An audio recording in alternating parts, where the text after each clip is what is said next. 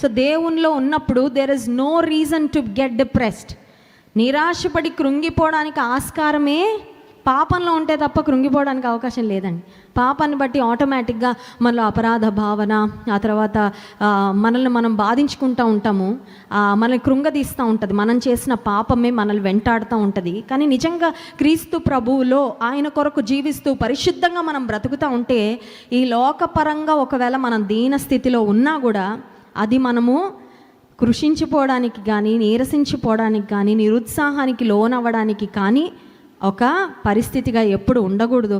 అదే దైవజనుడని యాకోబు రాశాడు, దీనుడైన సహోదరుడు తనకు కలిగిన ఉన్నత దశయందు, ఒకవేళ లోక సంబంధంగా మనం దీనస్థితిలో ఉన్నామా, దేవునికి స్తోత్రం.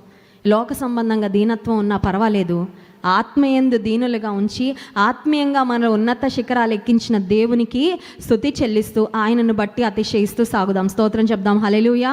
కొన్నిసార్లు లోక సంబంధంగా దీనస్థితి మనకు మంచిదే అండి.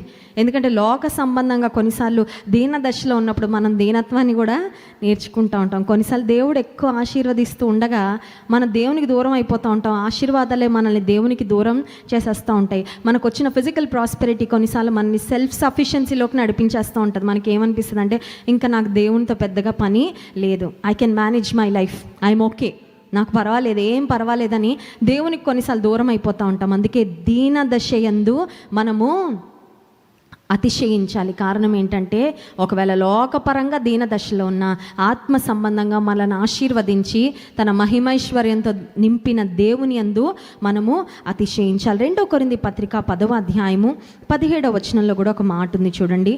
2 కొరింథీ పత్రిక 10వ అధ్యాయము 17వ వచనం, అతిశయించువాడు ప్రభువునందే అతిశయింపవలెను. స్తోత్రం చెప్దాం. Hallelujah. He who boasts must only boast in the Lord. అతిశయించేవాడు దేవుని బట్టే.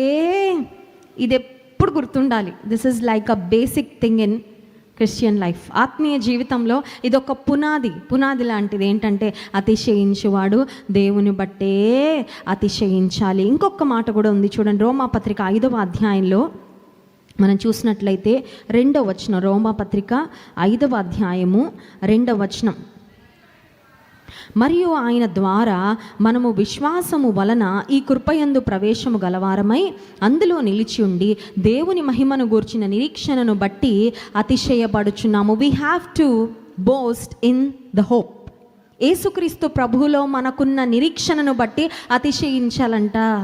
నా పరిస్థితులు ఎంత నిరాశకరంగా ఉన్నా I always have a hope in Jesus.